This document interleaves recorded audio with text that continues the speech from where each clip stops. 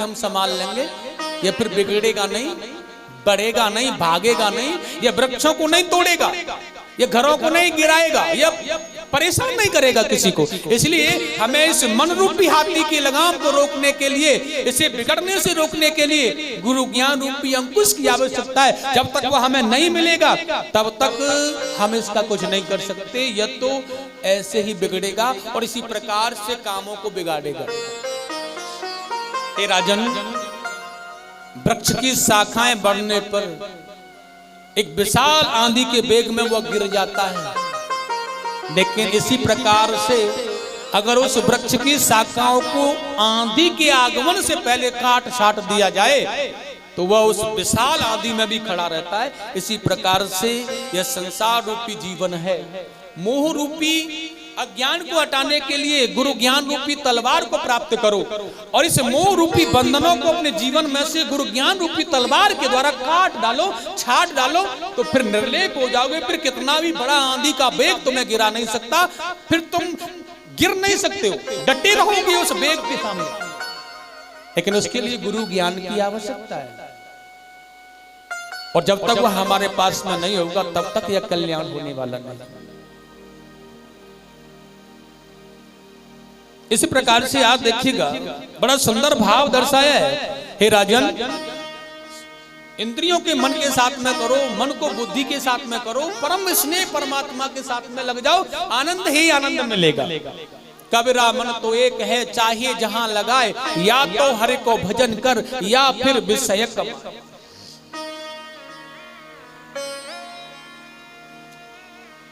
और एक बात और बताई, इस कली काल में तो विशेष भाव है उसका, अति आवश्यक है गुरु ज्ञान रूपी अंकुश को प्राप्त करना, क्योंकि इसमें तो एक सरल भाव कली काल का और है महाराज, जो कि बड़ा सुंदर लिखा है व्यास जी ने यहाँ पर।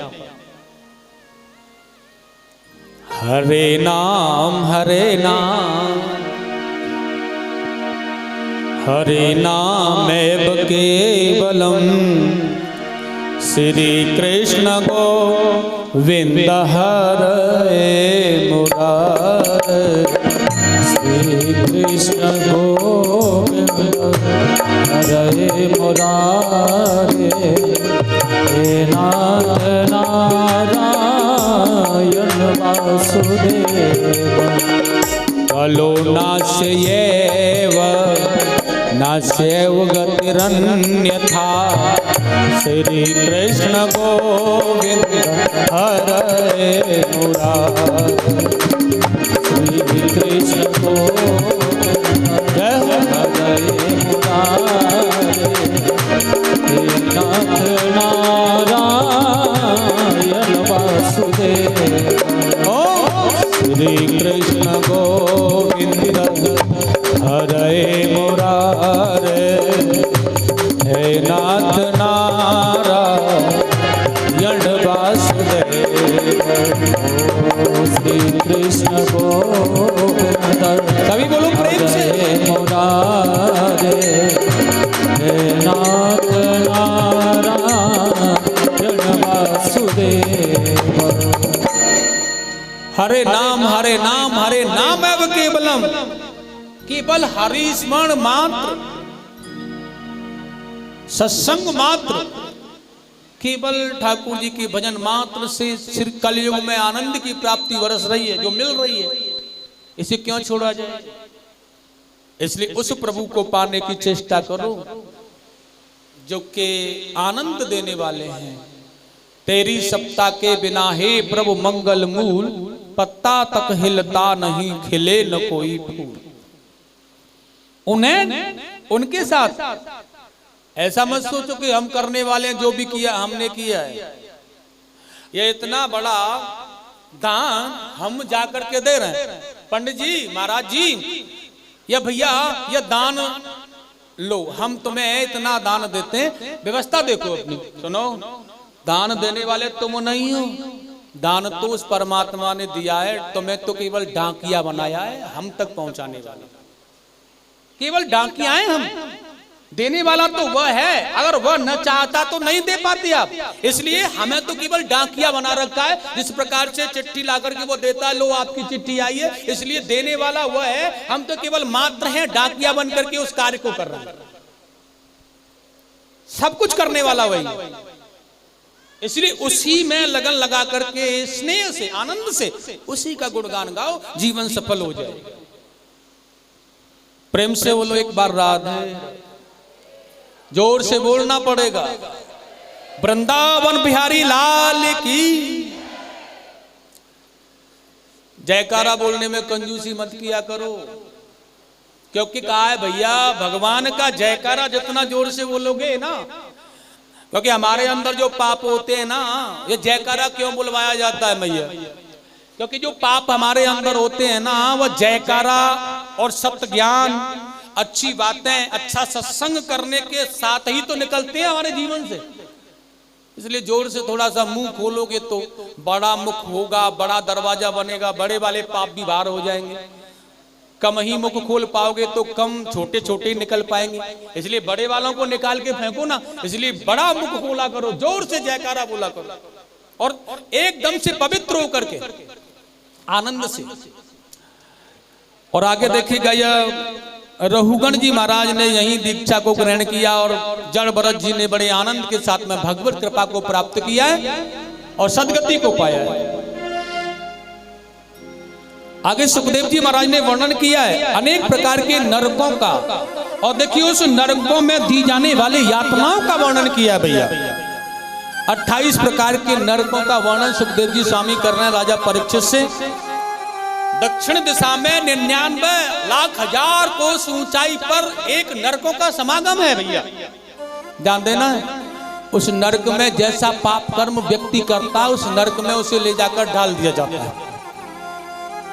स्वामी सुखदेव जी ने कहा है, यहाँ इस संसार में जो लोग मांस इत्यादि का सेवन करते हैं, जो जीव का भक्षण करते हैं और उसे पका करके खाते हैं ना, उस ऐसे लोगों के लिए तुम्बी पाक नाम का एक नरक होता है, और उसमें बड़े बड़े कढ़ावे होते हैं, भरे हुए बड़े बड़े सेवक होते हैं। आज जीव को मरने के बाद यहाँ से पकड़ते हैं और ले जाकर के उसी कढ़ावे में डाल देते हैं, फिर उसे पकाते हैं, और पकौड़ी की तरह फूल के लट्टू हो जाता है वह, और फिर कहता है छोड़ दो मुझे, मुझे छोड़ दो मुझे, जैसा कहोगे वैसा ही करूंगा, जैसा करवाओगे वैसा ही करूंगा।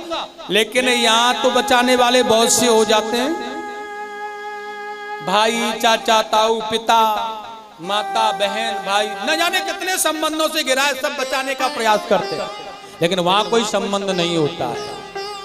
फिर तो वहां केवल दर्द होता है, दुख होता है, और वो पड़ा पड़ा चिल्ला रहा होता है, कैसे भी इस नरक से निकला जाए। और एक बार पाप कर्म करके हम गए हैं, तो हमारे पुत्रों के अंदर भी तो वही भाव होगा।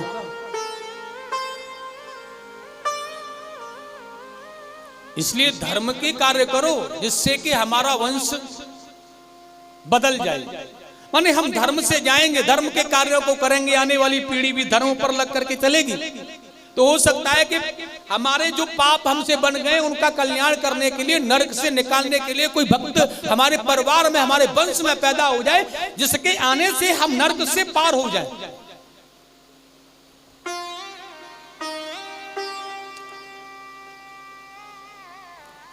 राजा परीक्षित ने हाथ जोड़ करके स्वामी सुखदेव जी से प्रार्थना की है, गुरुदेव ये नरकों का वर्णन मत करिएगा, और गुरुदेव या नरकों में दी जाने वाली यातनाओं को भी मत बताइए आप मुझे। मैं नहीं सुनना चाहता नरकों में दी जाने वाली यातनाओं को और नरकों के समागम को।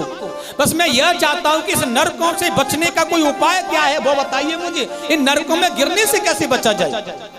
अच्छा एक बात और है, महाराज परीक्षित जी बहुत ज्ञानी हैं,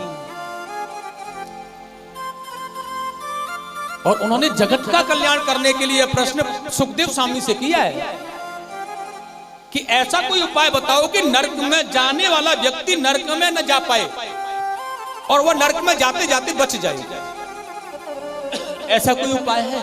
स्वामी सुखदेव जी ने भी देखा है राजा परीक्षित के मन को कि यह चाह क्या रहा है, लेकिन फिर भी हंस करके कहा, सुनो भैया पाप कर्म करोगे तो नरक में जाना ही पड़ेगा। संसार के लिए भय बनाया सुखदेव स्वामी ने, अगर पाप कर्म करोगे तो नरक में गिरना ही है। एक बार फिर से आज जोड़ा परीक्षित जी महाराज ने, कोई कठिन से भी कठिन उपाय बता दो, नरक में जाने वाला व्यक्ति नरक में गिरने से बच जाएगा।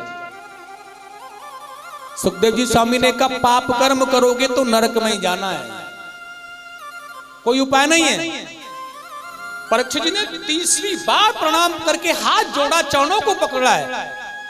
मैं जानता हूं कि आप अवश्य जानते हैं नरक में गिरने से बचने का उपाय, इसलिए हे महात्मन आप श्रेष्ठ हैं, इसलिए मुझे बताएं कि नरक में गिरने वाला व्यक्ति नरक से कैसे बचे।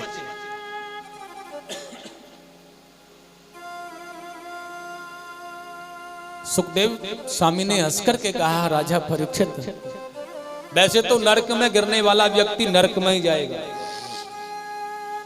क्योंकि पाप कर्म करने के बाद नरक में जाया जाता है, लेकिन समय रहते अगर वह प्रायश्चित कर ले तो वह नरक में गिरने से बच सकता है। सुखदेव जी ने जब कहा प्रायश्चित कर लिया जाए तो बच सकता है, तो परीक्षित जी ने कहा वह कौन सा प्रायश्चित करना है। उन्होंने कहा कितना भी पाप कर्म करने वाला व्यक्ति हो, लेकिन भगवान के समक्ष जाकर के खड़ा हो जाए और कह दे प्रभु जी अनजाने में जो भी या जान करके जो भी पाप कर्म हो गया है, मैं आपके चरणों में आ गया हूँ, जितना भी मेरे जीवन का समय शेष है वो आपको समर्पित है, अब नहीं करूंगा, मुझे क्षमा कर दें आप। उन्होंने कहा वो इतने बड़े दयालु हैं कि सारे कुकर्मों को माफ करने के बाद अपना लेते हैं, बशर्त फिर लौट के न जाया जाए तो। अगर पागल बनाने के लिए आए हो तो फिर नरकों पर नरक मिलेगा, अगर साक्षात्कार करने आए हो तो सारे पापों का विलय कर देंगे और तुम्हें अपना लेंगे। यह प्रायश्चित है भगवान के पास जाने का। परीक्षित ने एक चालाकी और की है, उन्होंने कहा ऐसा कोई भक्त हुआ है जिसने प्रायश्चित किया हो नरक में जाने से? मैं कहा हाँ है ना, बहुत सारे भक्त हैं।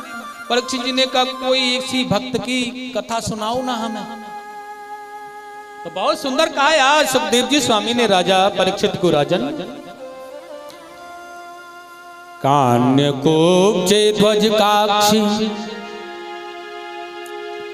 काक्षी परित जामिल श्री कृष्ण गोविंद हरे मुरारे, श्री कृष्ण गोविंद हरे मुरारे, हे नाथ नारायण वासुदेव, नाभ्रनष्ट सदाचारो दास्याः ससर्ग दूषिता, श्री कृष्ण गोविंद हरे मुरारे, ओ श्री कृष्ण गोविंद हरे मुरारे, हे नाथ नारायण वासुदेव, श्री कृष्ण गोविंद हरे मुरारे, हे नाथ नारायण वासुदेव, श्री कृष्ण गोविंद हरे मुरारे, हे नाथ नारायण वासुदेव। बड़ा सुंदर सा भाव है। कान्यकुंज प्रदेश में उन्होंने कहा एक भक्त रहता था भैया जिसका नाम था अजामिल, और देखिए उनका रोज का कार्य था उपासना करना, गायत्री होम करना। उसके लिए वो जंगल में समधा लेने जाते हैं और नित्य प्रतिदिन देखिए जंगल की समधाओं को इकट्ठा करके ला करके हवन करते हैं, गायत्री उपासना करते हैं, बड़ा अच्छा कर्म करते हैं, बड़े आनंद से जीवन व्यतीत चल रहा है। लेकिन सुखदेव जी स्वामी कह रहे हैं राजा परीक्षित एक दिन की बात, यह अजामिल जंगल में समधा इकट्ठा कर रहे थे तो एक वैश्या एक शूद्र के साथ में रति विहार कर रही थी। वह दृश्य इसने देखा और उस वैश्या के उभरे हुए तन को देख करके यह मुग्ध भी हो गए। और भैया हुआ क्या, उस वैश्या के घर जाकर के अजामिल उसे समझा बुझा करके अपने घर ले आए, अपनी पत्नी को निकाल दिया और उसे पत्नी बना करके घर में रख लिया। एक दिन माला का भजन चल रहा था, बैठे हुए थे बड़े आराम से, लेकिन वही पत्नी ने आकर के पीछे से धक्का दिया और कहा, अरे ओ, जब यह भजन ही करना था और कुछ करना ही नहीं था मेरे लिए, तो फिर मुझे लेकर के क्यों आए? जब यही माला फेरनी थी, भजन करना था, तो क्यों लाए मुझे तुम? और पत्नी की बाणी का असर हो गया ये अजामिल पर। और देखिए माला झोली को तुरंत रख दिया, काला पटका बांधा और बांध करके काला टीका लगाया, घर से कुछ करने के लिए चल पड़ा। क्या किया? कहीं जाकर के छोटी मोटी चोरी करना प्रारंभ किया। उस चोरी करने में यह सफल हो गया है और फिर तो चोरियां आगे करता ही रहा, करता ही रहा, करता ही रहा, बड़ा चोर बन गया। अब चोरी करने से मन नहीं भरा है, उसने कहा कुछ बड़ा करना चाहिए, इसलिए डांके डालना प्रारंभ किया और यह बड़े बड़े डांके डालने लगा। नंगी तलवार हाथ में होती है, काला टीका लगा होता है, माथे पर काला पटका होता है, पंछियों का शिकार करता है और ऐसे ही चबा जाता है, उन्हें खा जाता है। क्रूरता इसके अंदर भरी हुई है। पशुओं का मांस इत्यादि का सेवन करता है, मदिरा का पान करता है।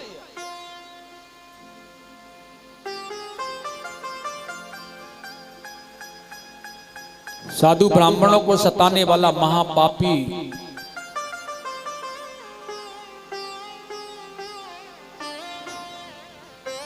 सुखदेव जी स्वामी ने कहा, ये बहुत बड़े पाप कर्म जब करने लगा है ना, तो एक बार कुछ साधु गण अपनी टोली को लेकर के इसके नगर के पास आ गए।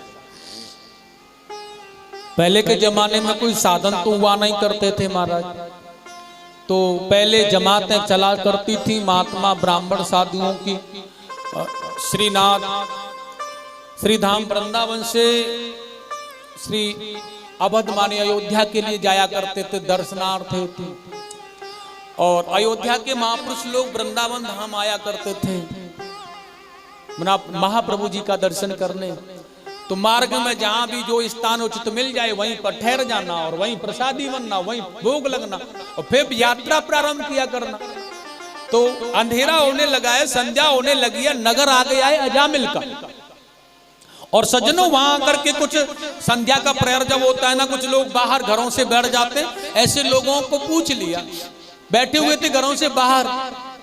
उन्होंने कहा भैया इस गांव में कोई धर्मशाला, कोई पुजारी, कोई संत, कोई महात्मा, कोई आश्रय है, कोई देवाश्रय है, कुछ हो तो बता दो जहां पर हमारे सभी लोगों की व्यवस्था हो जाए, ठाकुर जी को भोग लग जाए और रात्रि विश्राम करने का मौका मिल जाए, प्रातःकाल चले जाएंगे।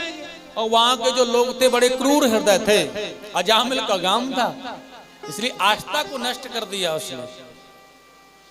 लोगों ने कहा महाराज जी यहाँ कुछ नहीं मिलेगा, तुम आगे जाओ यहाँ से। लेकिन संध्या प्रहर चल रहा था, इसलिए प्रार्थना की भैया कोई तो होगा आस्थावान, उसी का नाम बता दो। लोगों ने देखा ये ऐसे मानने वाले नहीं है, लेकिन आज इनको ऐसा व्यक्ति मिलाएंगे जो कि आगे से यहाँ आएंगे तो 100 बार याद किया करेंगे ठहरने के लिए। और कह दिया भैया यहाँ पर कोई धर्मशाला, मंदिर, देवालय, आश्रय तो नहीं है, लेकिन यहाँ पर एक भगत रहते हैं, तुम्हारा काम चल जाए तो चले जाओ। क्या नाम है उन भगत जी का?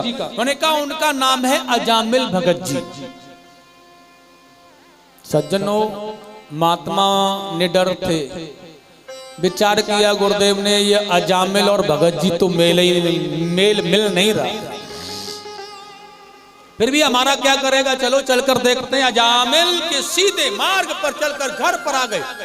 दरवाजा खटखटाया, घर पर अजामिल तो था ही नहीं, क्योंकि वह तो रात्रि में आने वाला था। और अजामिल की पत्नी ने जैसे दरवाजा खोला, बड़ी भीड़ साधुओं की दरवाजे के बिल्कुल सामने। गुरुदेव ने कहा बेटी यही अजामिल भगत जी का घर है ना? पत्नी कह रही है अजामिल की, नहीं अजामिल भगत जी का घर यह नहीं है। लेकिन महात्मा कह रहे हैं झूठ बोल रही हो, हमें अभी बता करके गया है कोई व्यक्ति, यही है घर अजामिल भगत जी का। शायद हमें देख करके तो नहीं कह रही हो, ये हमें कुछ करना पड़ेगा, बनाना पड़ेगा, खिलाना पड़ेगा, ऐसा कुछ तो नहीं है तुम्हारे मन में, झूठ क्यों बोल रही हो? साधुओं को देख करके उस वैश्या की आंखों में अश्रु आ गए। उन्होंने हाथ जोड़ करके कहा, गुरुदेव मैं झूठ नहीं बोल रही हूं, ये अजामिल भगत जी का घर नहीं है, यह केवल मात्र अजामिल का घर है, भगत जी का घर नहीं है। मेरा पति है ना, वो केवल अजामिल है, भगत जी नहीं है। इसलिए आपसे निवेदन कर रही हूं, मेरा पति अजामिल और भगत जी ये दोनों नहीं है, केवल अजामिल है। किसी ने आपको पागल बना दिया है, महात्माओं ने देखा, हमारे साथ में उपवास किया किसी ने, इसलिए चलने लगे बेचारे। ठीक है, कोई बात नहीं है, क्योंकि पता चल गया था कि अजामिल कैसा है। अब जा रहे हैं लौट के ना, उसी के मन में भाव आया, अजामिल की जो पत्नी है, क्योंकि बड़ी कृपा होती है कि कहीं किसी के दरवाजे पर जब संत पधार जाएं, बड़ी कृपा होती है। और वह जानती थी, उसकी माँ उसे बचपन में बताया करती थी कहानियां, इसलिए दौड़ करके गई वो बेचारी और जाकर के आज एकदम से साधुओं के आगे जाकर के हाथ फैला करके मार्ग रोक दिया। नहीं गुरुदेव, मैं आपको जाने नहीं दूंगी। गुरुजी ने कहा, तुम्हारे घर का हम पानी भी नहीं पिएंगे और तुम हमें रोकने का प्रयास कर रही हो, गांव में कोई सेवा करने वाला नहीं है। अजामिल की पत्नी रोने लगी। आज संतों का दर्शन हुआ है, जीवन धन्य हो गया महाराज। और एकदम से कहा है, गुरुदेव मैं जानती हूं कि मैं उतनी पावन नहीं हूं, मैं अपनी रसोई का भोग बना करके तुम्हारे ठाकुर जी को खिला सकूं। मैं इतनी पावन नहीं हूं कि अपने हाथों से तुम्हारे लिए भोग बनाऊं और तुम्हारे ठाकुर जी को दूं। मैं जानती हूं कि मेरा घर, मैं उतनी पवित्र और उतनी पावन नहीं हूं कि तुम्हें जल भी पिला पाऊं गुरुदेव। लेकिन मैं देख रही हूं आप में कुछ संत वृद्ध हैं, आगे आने वाला गांव दूर है, वहां तक जाते जाते बहुत अंधेरी रात्रि हो जाएगी, आपके भोग का समय निकल जाएगा, ठाकुर जी का भोग नहीं लग पाएगा। इसलिए मैं केवल आपसे प्रार्थना करना चाहती हूँ, अगर आपके मन में हो तो मेरी प्रार्थना स्वीकार कर ले। गुरुजी ने देखा, क्या प्रार्थना तुम्हारी? गुरुदेव बचपन में मेरी माँ कहती थी कि कभी साधु और ब्राह्मण तुम्हें मिले तो कभी उनसे झूठ मत बोलना, इसलिए मैं कह रही हूँ आपसे, मैं अपने घर का कोई सामग्री तुम्हें लाकर नहीं दूंगी, लेकिन मैं भिक्षा हेतु अगर आप यहाँ ठहर जाएं तो मैं कहीं से सूखी सामग्री लाकर के तुम्हें जुटा देती हूँ और स्वयं अपने हाथों से आप लोग भोजन सामग्री बनाएं, प्रसाद बना लें और अपने ठाकुर जी का भोग लगाएं, तो आपत्ति काल समय ऐसा कर लेने पर कोई दोष नहीं होता है। मैं ऐसा आपसे निवेदन करती हूँ, आपकी इच्छा हो तो। गुरुजी ने उसके अंदर का भाव देखा, घर से निकल के भाग करके संतों के पीछे दौड़ी। महापुरुष लोग कहते हैं, संत मिलन को चालिए तज माया अभिमान, यों यों पग आगे रखें कोटिन यज्ञ समान।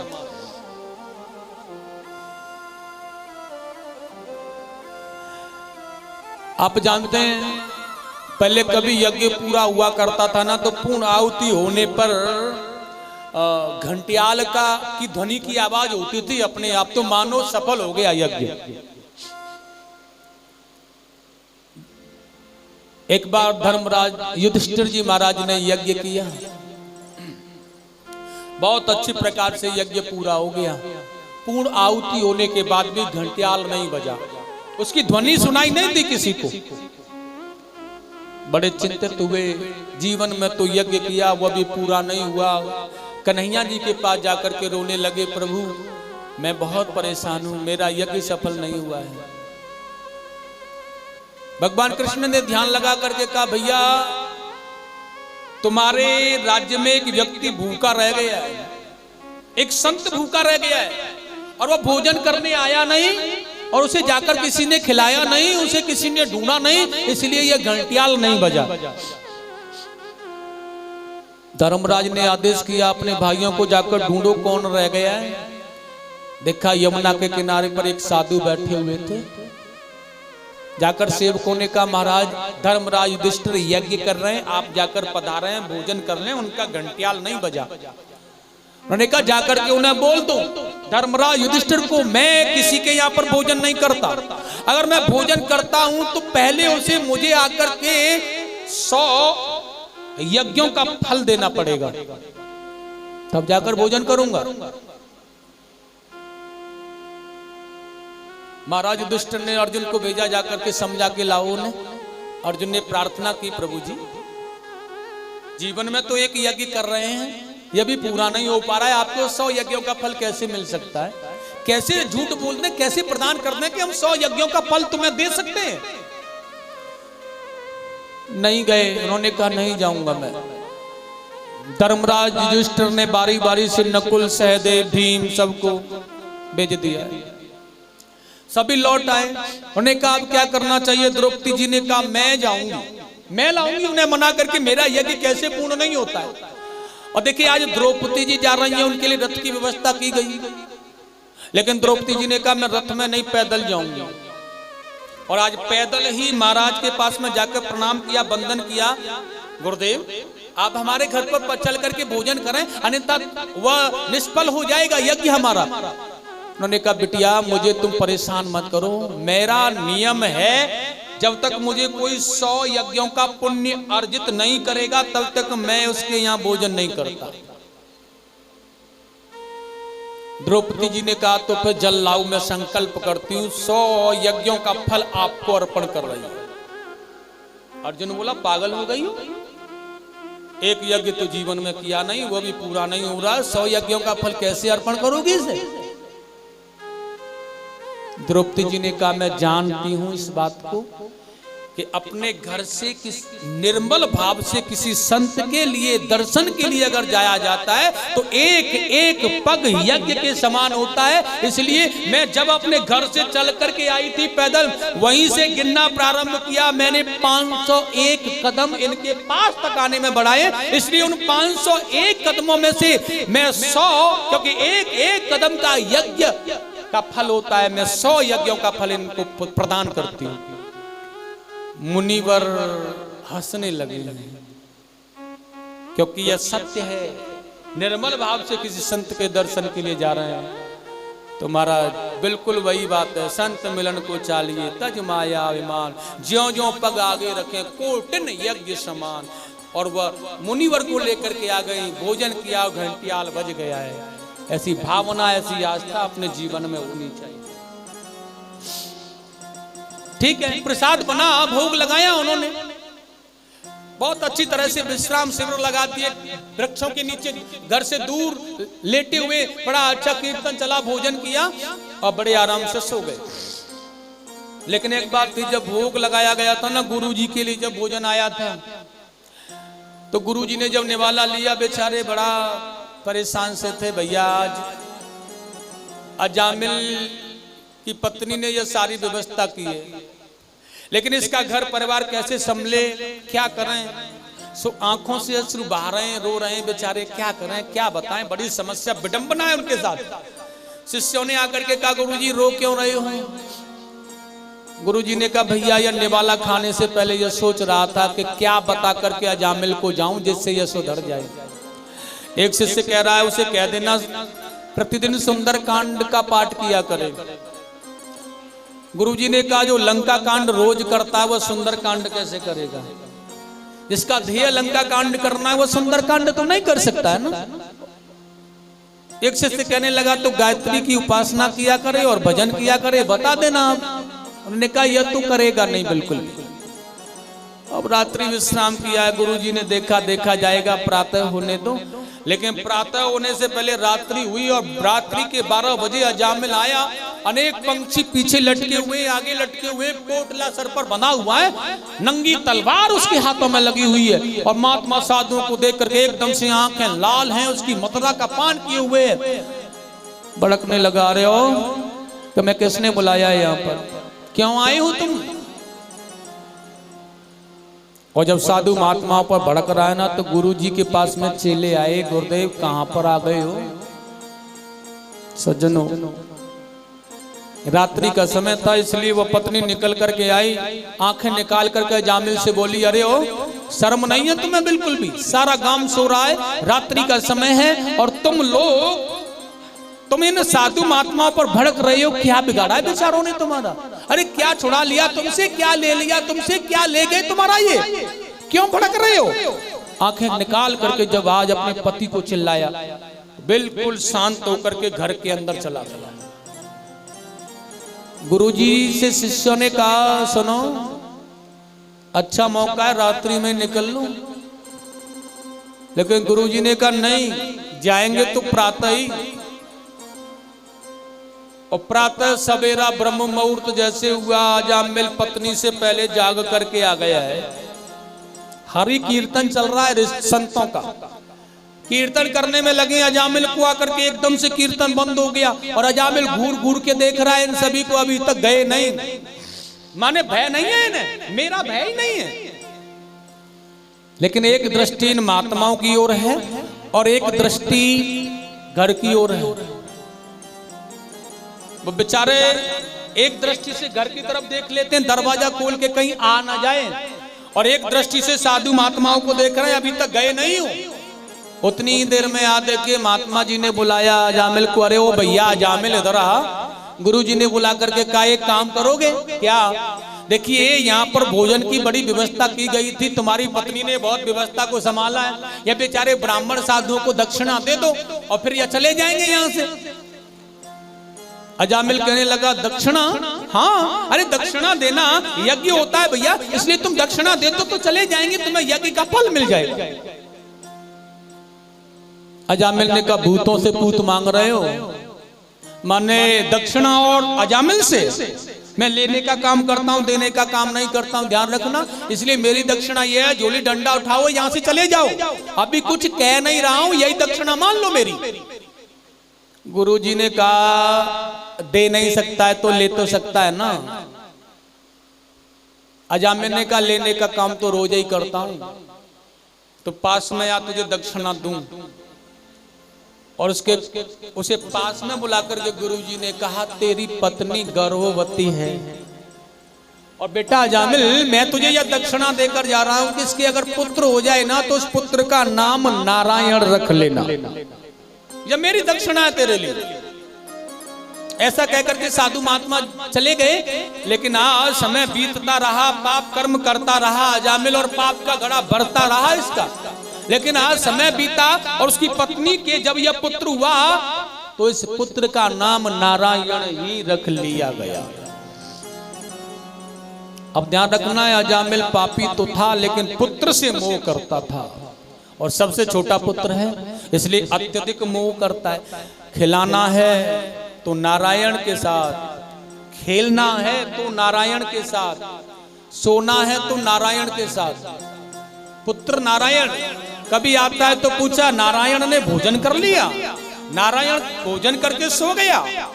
नारायण परेशान तो नहीं है, परेशानी तो नहीं है, सारी बातें नारायण नारायण करता रहा। और भैया अजामिल का पाप का घड़ा भर गया और एक दिन बीमार पड़ गया। यह खटिया पर लेटा है, डॉक्टरों ने इलाज किया, ठीक नहीं हो पा रहा है। समय आ गया, पाप का घड़ा भरने पर यम के दूतों ने आकर के घेर लिया। और जब यम के दूतों ने घेर लिया ना तो यह ताड़ना देने लगे। यम के दूत आकर के अजामिल को, और जब यम के दूतों ने घेर करके ताड़ना देना प्रारंभ किया है तो ये जोर जोर से चिल्ला रहा है, और चिल्लाते चिल्लाते कहने लगा है अपने पुत्र नारायण, क्योंकि मोह कहां पर था?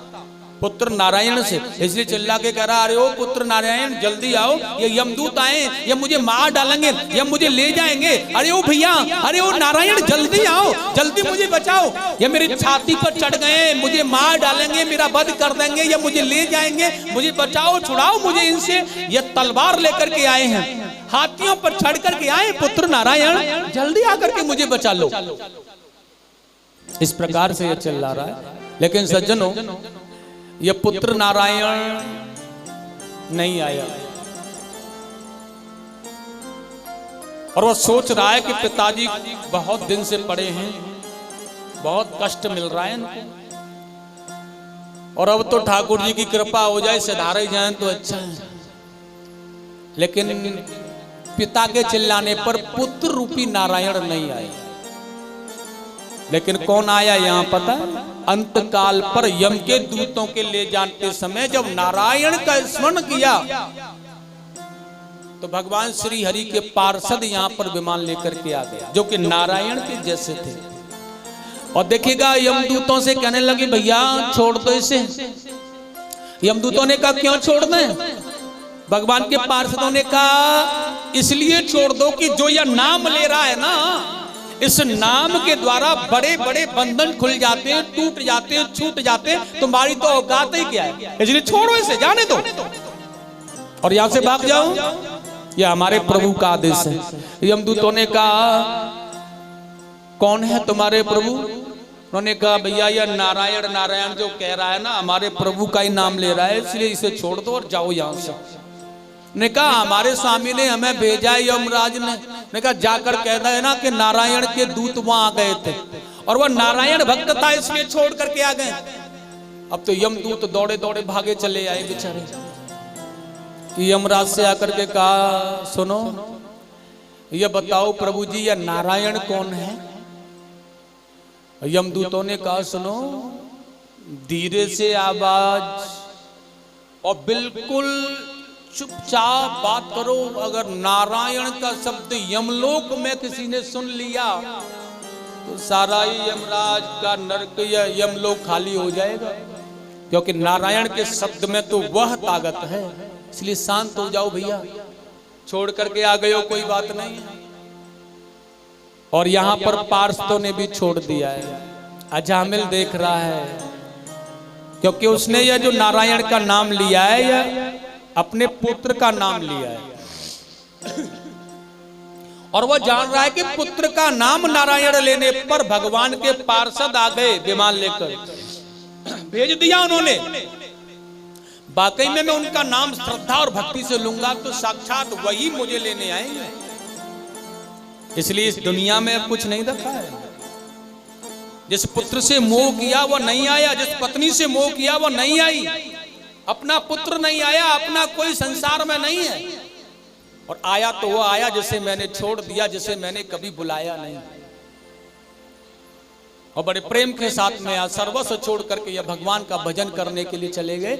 और बड़े प्रेम से आज इन्होंने सदगति को पा करके पार्षद आए विमान लेकर के भगवान के धाम के लिए, सदगति पा करके विमान में बैठ करके चले गए। प्रेम से बोलेंगे गोविंद भगवान की, आनंद कंद भगवान की जय जय श्री।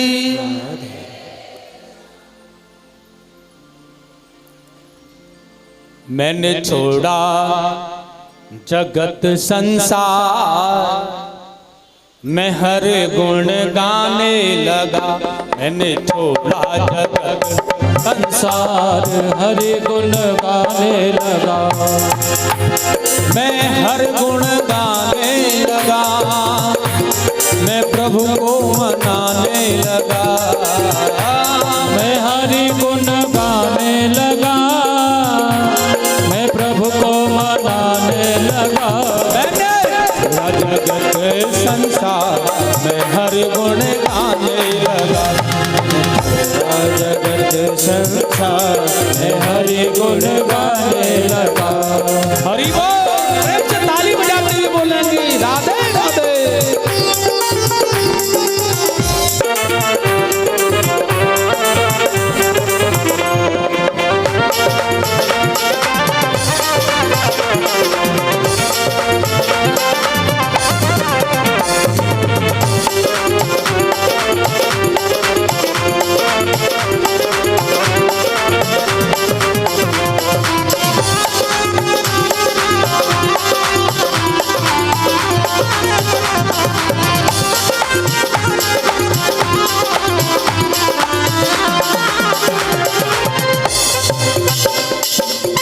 ये दुनिया है आनी जानी, ये दुनिया है आने जाने। इसमें आया है तो जाना पड़ेगा, यह निश्चित है। इसलिए जाना ही है और यह सत्य है। तो फिर सरल बन करके जाए ना, क्यों अहंकार लाद करके जा रहे हैं। ये दुनिया है आनी जानी, ये दुनिया है आनी जानी, ना रहे राजा ना रहे रानी, ना रहे राजा ना रही रानी, ना रहे राजा ना रहे रानी, ना रहे राजा ना रहे रानी। मैं क्यों रोऊं बेकार, मैं क्यों रोऊं बेकार, मैं हर गुण गाने लगा। मैंने छोड़ा जगत जलकार, मैं हर गुण गाने लगा। मैं हर गुण गाने लगा, मैं प्रभु को मनाने लगा। हर गुण गाने लगा, मैं प्रभु को मनाने लगा। पूरा जगत संसार मैं हर गुण गाने लगा। मैंने छोड़ा जगत संसार, मैं हर गुण गाने लगा। जय हो।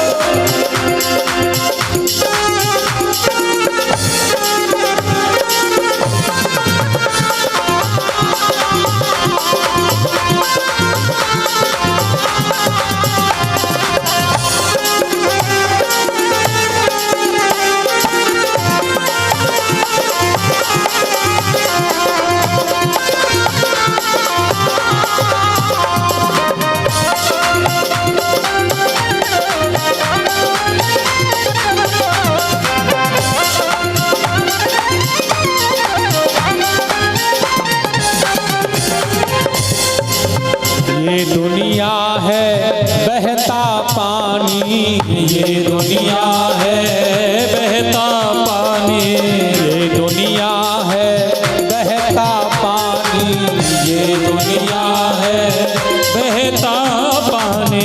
सत्य प्रेम बस राम कहानी, सत्य प्रेम बस राम कहानी, सत्य प्रेम बस राम कहानी, सत्य प्रेम बस राम कहानी। मेरा हो गया बेड़ा पार, मैं हर गुण गाने लगा। मेरा हो गया बेड़ा पार, मैं हरि गुण गाने लगा। मैंने छोड़ा जगत संसार, मैं हर गुण गाने लगा। मैंने छोड़ा जगत जलवा, मैं हरि गुण गाने लगा। मैं हर गुण गाने लगा, मैं प्रभु को मनाने लगा। मैं हरि गुण गाने लगा, मैं प्रभु को मनाने लगा। मैंने संसार मैं हर गुण गाने लगा। मैंने छोड़ा जगत जंजाल, मैं हरि गुण गाने लगा।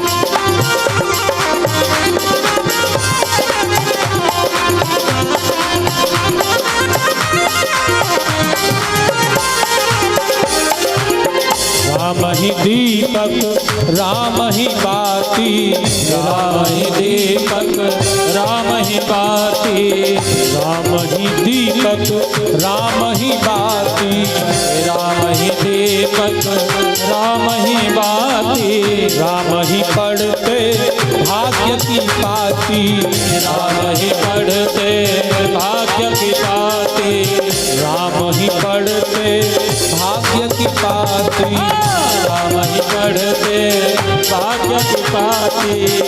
वो है जग के पालनहार, वो है जग के पालनहार हरि गुण गाने लगा।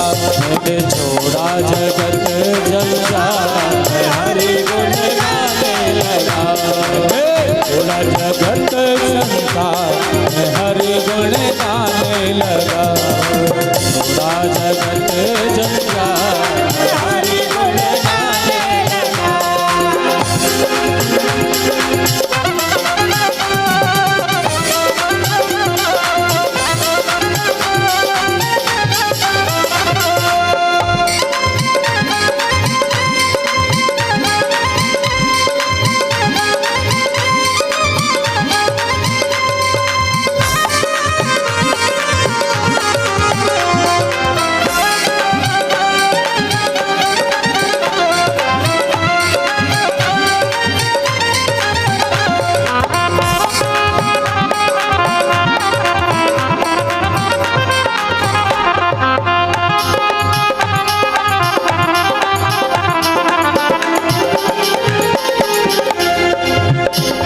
बोलिए गोविंद भगवान की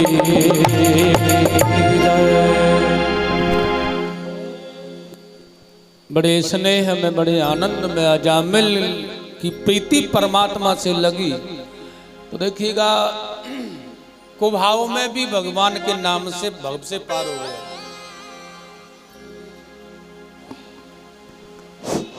राधे राधे राधे राधे। वो नारायण भगवान की जोरते बोल लो ना, बैठे बैठे जंग लगेगा।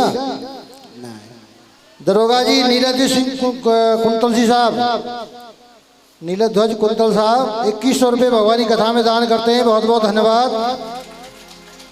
श्री सोली सिंह जी मंदिर के भक्त 3100 रुपये भगवानी कथा में दान करते हैं, बहुत बहुत धन्यवाद। चिंताहरण मंदिर के भक्तगण यहाँ बालेश्वर मंदिर की तरफ मंदिर के लिए कथा में 2100 रुपये दान करते हैं, बहुत बहुत धन्यवाद।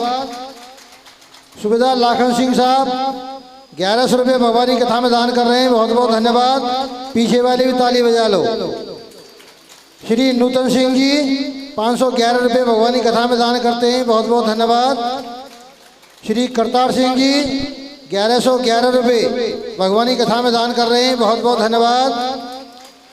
श्री हरिशंकर शर्मा जी मास्टर साहब 1100 रुपये भगवानी कथा में दान करते हैं, बहुत बहुत धन्यवाद।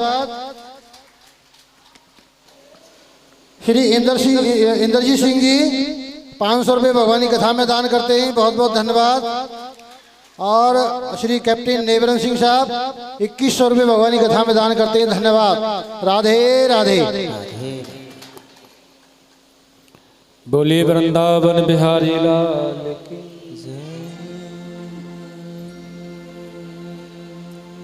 आगे बड़ा सुंदर भाव है।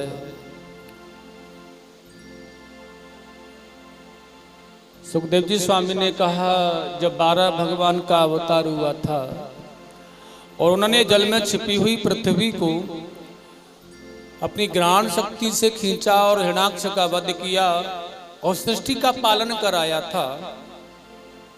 सुखदेव जी ने कहा जब हिरण्याक्ष का वध कर दिया गया तो उसके पारिवारिक जन रो रहे थे भैया। तो हिरण्याकश्यप ने आकर के अपनी माता को समझाने का प्रयास किया था, हे मां यह संसार एक जगत नाटक है। मैया इस संसार में जीव आता है और चला जाता है, और हे मां इसलिए आवागमन के इस नाटक रूपी मंच पर जीव आ रहा है, अपना प्रदर्शन कर रहा है और जा रहा है।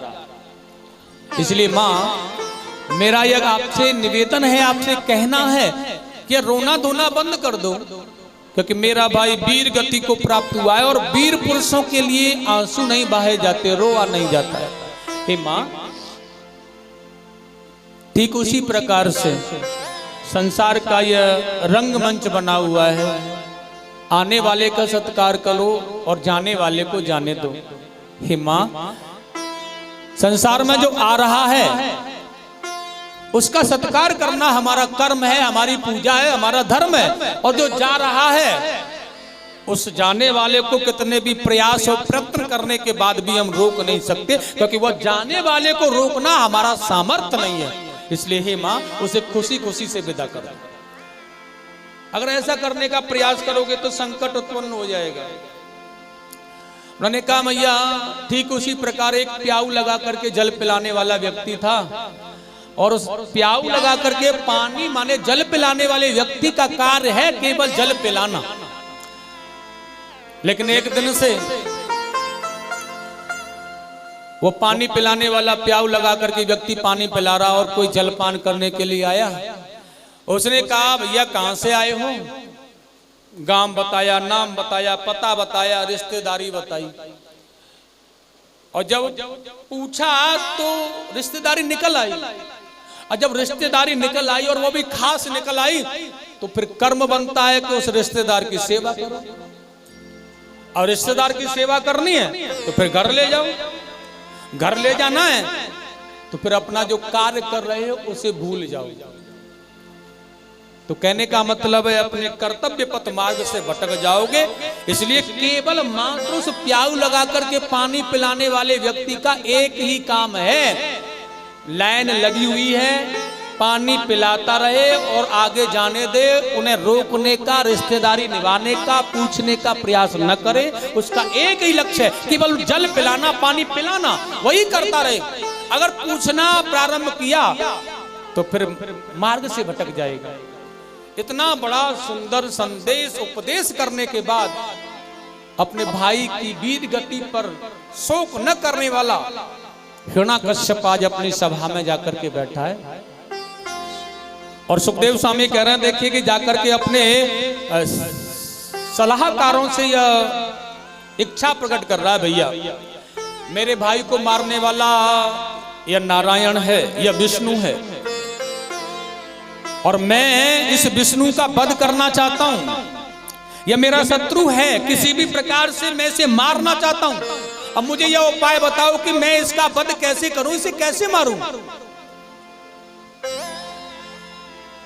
हमारे जो हितैषी होते हैं ना परीक्षित महाराज, ध्यान रखना कड़वी बात जरूर कहेंगे, लेकिन वह हमारे जीवन में उतारने और हितकारी होगी।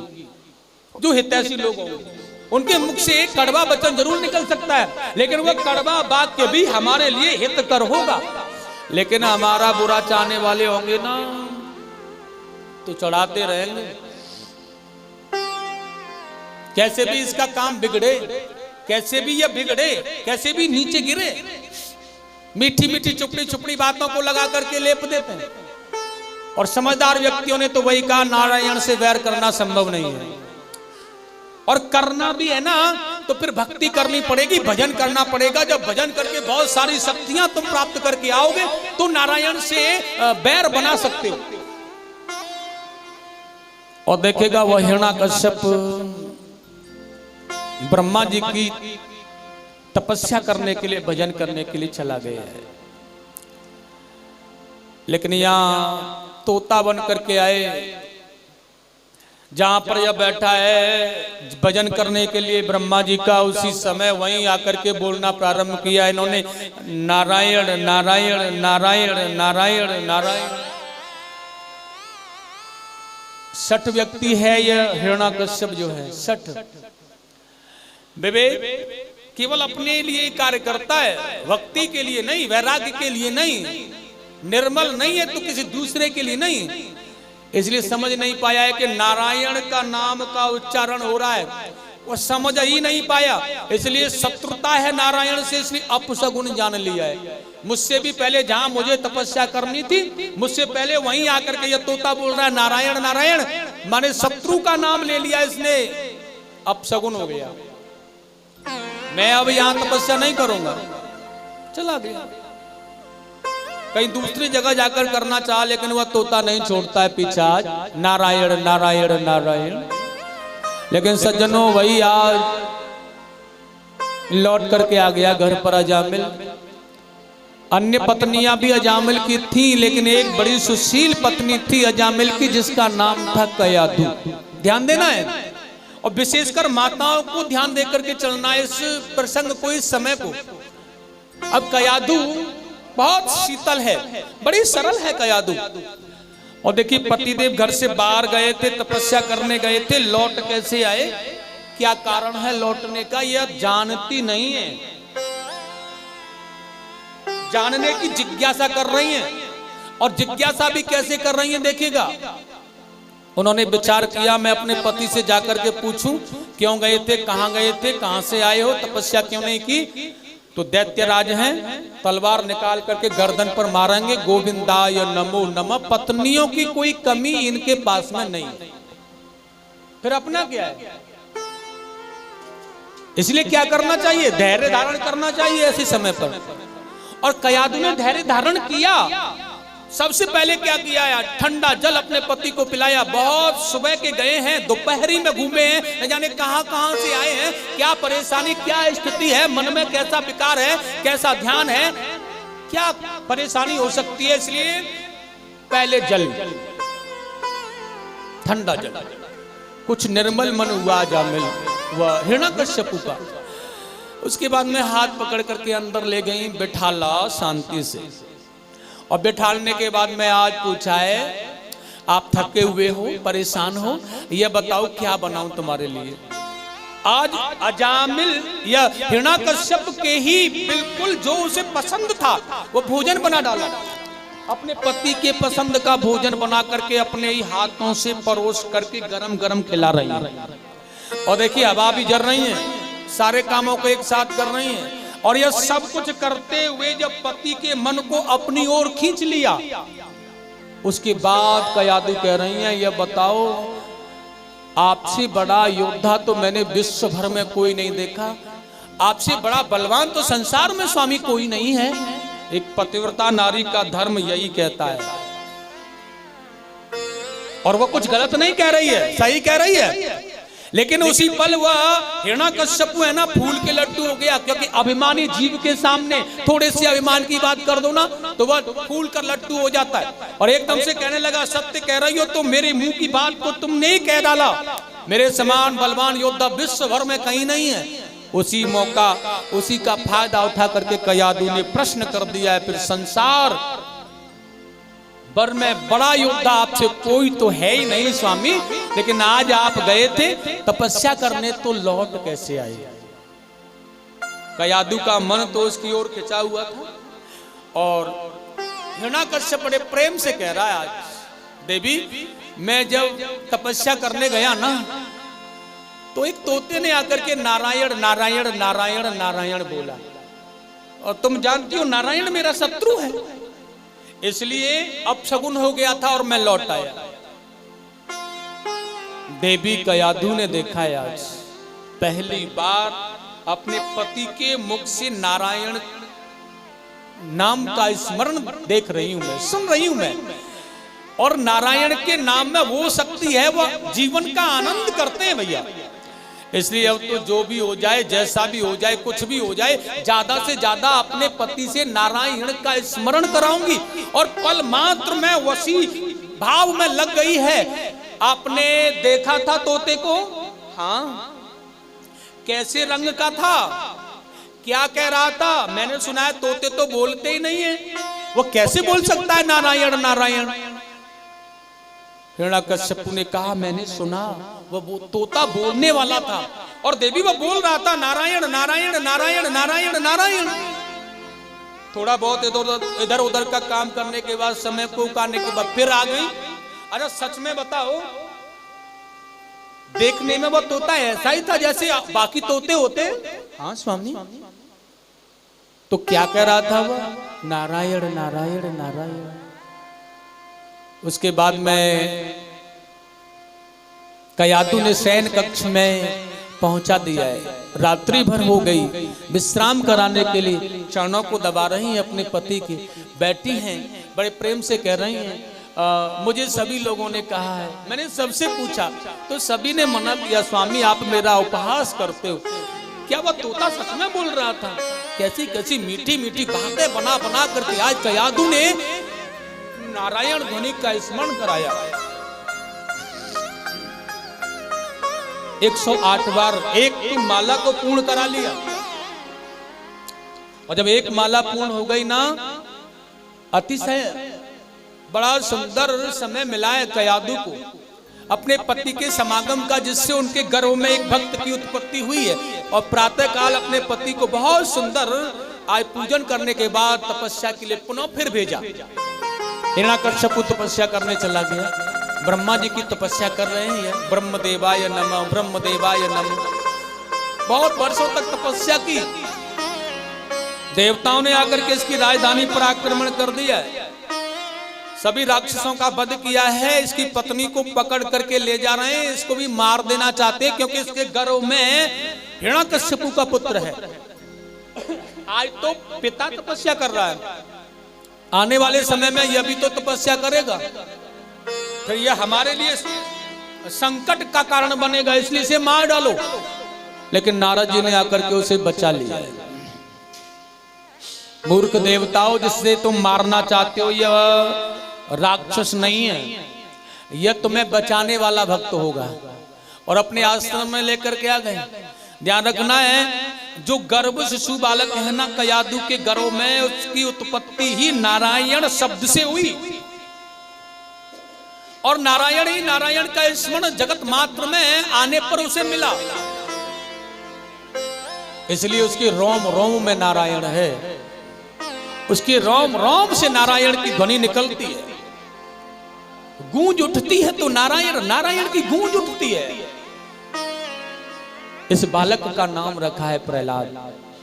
तपस्या पूर्ण होने पर ब्रह्मा जी वरदान देने आए। हिरण्यकश्यप मांग क्या मांगना चाहता है? तभी हिरण्यकश्यप ने कहा मुझे अमर होने का वरदान दे दो ब्रह्मदेव। लेकिन ब्रह्मा जी ने कहा मैं तुझे अमर होने का वरदान नहीं दे सकता, क्योंकि ये मेरा सामर्थ्य नहीं है, इसलिए कुछ और मांग ले जो भी मांगना चाहता है। हिरण्यकश्यप ने कहा अगर आप अमर होने का वरदान मुझे नहीं दे सकते हो ना, तो थोड़ी सी मेरी मांगने की लिस्ट बढ़ जाएगी, ध्यान रखना है। ब्रह्मा जी ने कहा जो भी मांगना है तू मांग ले, लेकिन अमर होने का वरदान मत मांगना, मैं तुझे अमर नहीं कर सकता। और देखिएगा आज क्या मांगा है। उसने कहा है आज तुम मुझे अमर नहीं कर सकते हो, तो फिर यह वरदान दो कि दुनिया के किसी भी अस्त्र के द्वारा मेरा वध न हो। ठीक है ब्रह्मदेव, आपकी बनाई हुई जितनी भी सृष्टि है उसमें से कोई भी मेरा वध न कर पाए। ठीक है, न दिन में मरू, न रात्रि में मरू, न बाहर मरू, न भीतर मरू, न ऊपर मरू, न नीचे मरू। और ब्रह्मा जी ये 12 महीनों में मरने वाला कोई भी महीना मेरे लिए नहीं होना चाहिए। ब्रह्मा जी ने कहा तथास्तु, ऐसा ही होगा। लेकिन भैया मेरा काम तपस्या की तो वरदान देने का था, मारने वाले का काम है, वह तुझे कैसे मारेगा वह जाने। मैं चला बंधन से छूटकर, और ब्रह्मा जी एकदम से अदृश्य होकर के चले गए, बड़े चक्कर से बचा, और न जाने क्या क्या मांगता, चले गए बेचारे। लेकिन ध्यान रखा, दुनिया का कोई भी अस्त्र, दुनिया में कोई भी ब्रह्मा की सृष्टि का जीव, दिन न रात्रि, न ऊपर न नीचे, बाहर न भीतर, न 12 महीनों में कोई महीना सर्वेश्वर बन गया। उस जमाने का अहम अस्मि ब्रह्मा, वो भगवान बन गया उस जमाने का।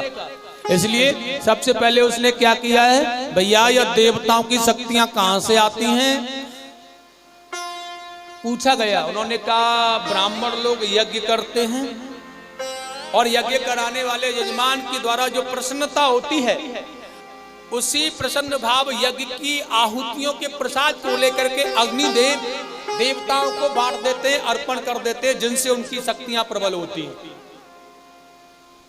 हिरण्यकश्यप ने कहा तो जाकर के कहो आज के बाद में जो यज्ञ होगा वह हिरण्यकश्यप के नाम का होगा। दुनिया में भगवान होगा तो हिरण्यकश्यप होगा। और चारों तरफ हाहाकार मचा हुआ है, भजन करो तो हिरण्यकश्यप का, यज्ञ करो तो हिरण्यकश्यप के नाम का, मूर्ति स्थापित करो मंदिर में तो हिरण्यकश्यप की करो। अहम अस्मि ब्रह्मा, उस जमाने का भगवान हिरण्यकश्यप बन गया है। और ध्यान रखना है, आज उस जमाने में कितनी कितनी यातना और ताड़नाएं ब्राह्मण संतों को, भक्तों को दी जा रही है। पाठशालाओं में मनुष्यों को काट करके पका दिया जाता है, मूर्तियों पर प्रहार किया जाता है, वेद उपनिषद जला दिए जाते हैं, संत ब्राह्मण भक्तों के यज्ञोपवीत निकाल दिए जाते हैं, बलपूर्वक उन्हें मदिरा पिलाई जा रही है। दुनिया का सर्वोत्तम भगवान हिरण्यकश्यप बन गया।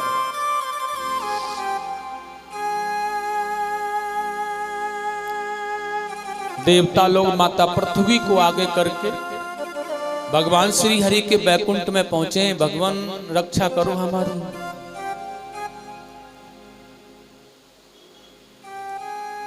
लेकिन यहां इतना भय था हिरण्यकश्यप का, देवता अपने घरों में नहीं रहते, अपने स्थानों पर कोई नहीं है। यहां तक बैकुंठवासी विष्णु ने भी अदृश्य रूप धारण कर रखा है, वो बैकुंठ में निवास नहीं कर रहे हैं।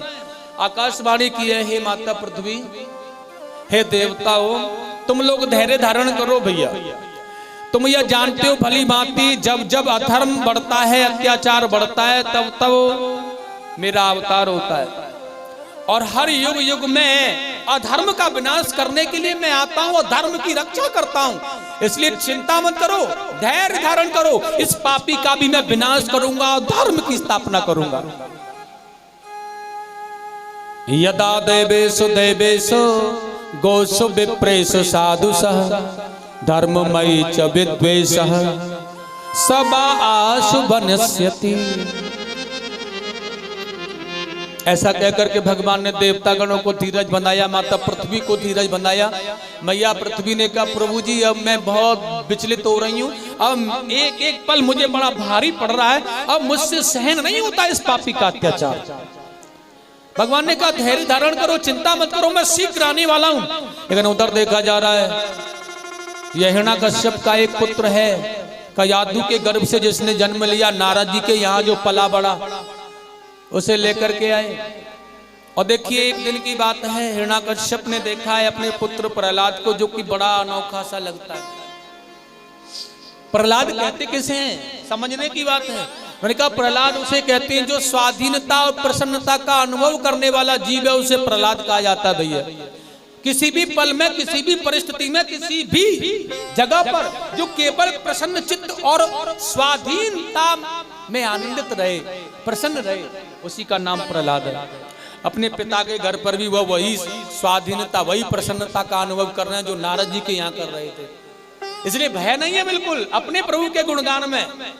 और एक दिन क्या किया हिरण्यकश्यप ने, एक बात और है, प्रहलाद रूपी जो बुद्धि है ना, इस प्रहलाद रूपी बुद्धि को कृष्ण रूपी ग्रह ने, माने घर है कृष्ण रूपी और बुद्धि है प्रहलाद रूपी, और कृष्ण रूपी घर में प्रहलाद रूपी बुद्धि बंद है।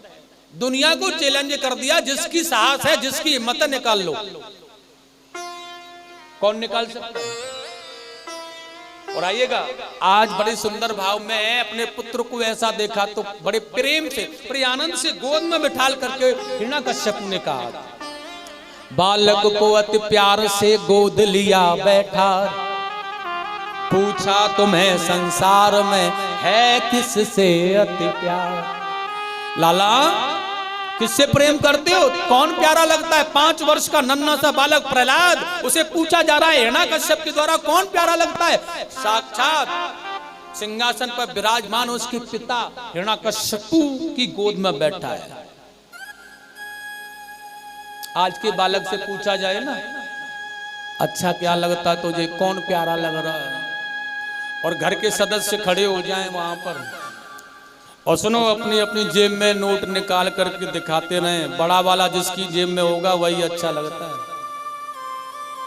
जमाना ये है आज का। और उस वो बालक से पूछा जा रहा है हिरण्यकश्यप के द्वारा, तो वह कह रहा है पिताजी मुझे क्या प्यारा लगता है बताऊं आपको।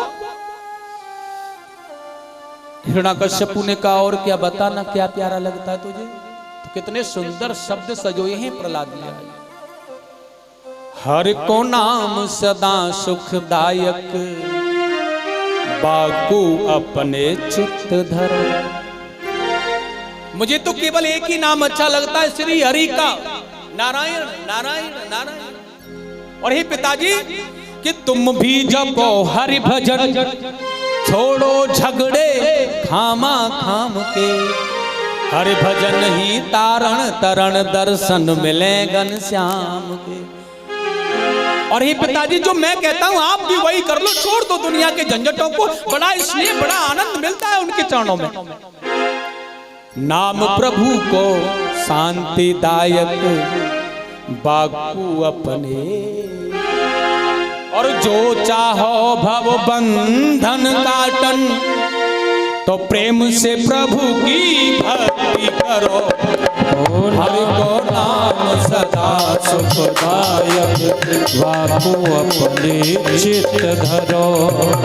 जो चाहो भव बंधन काटन, जो चाहो भव बंधन काटन, प्रेम से हरि को भजन करो। प्रभु को नाम सदा सुखदायक बापू अपने चित्त धरो।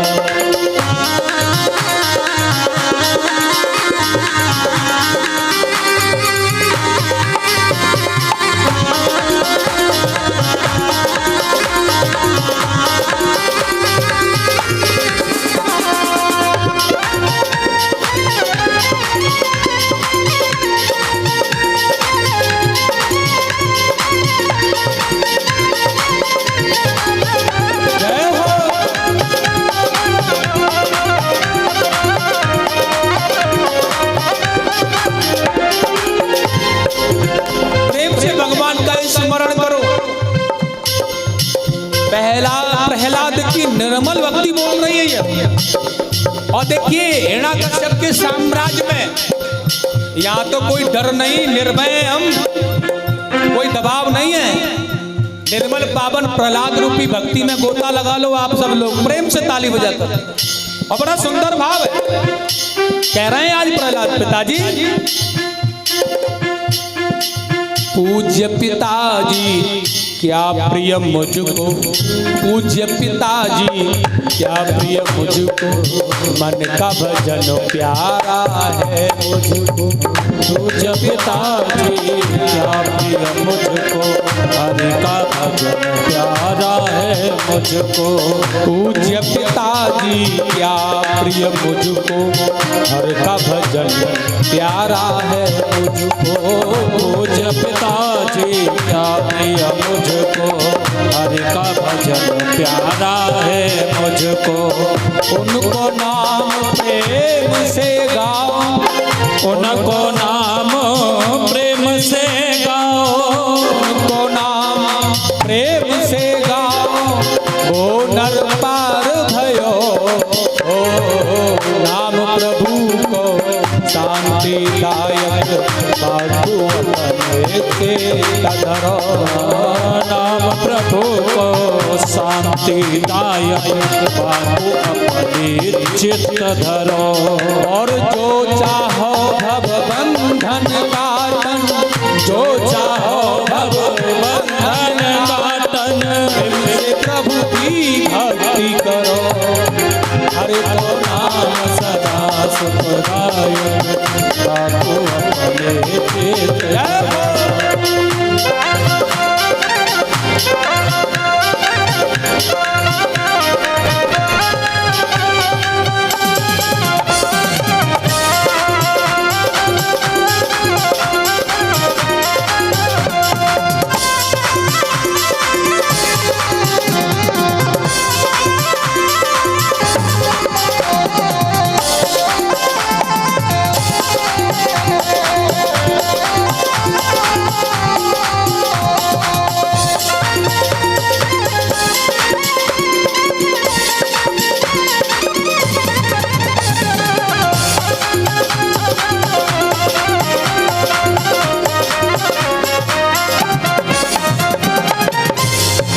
कहा प्रहलाद जी ने पिताश्री,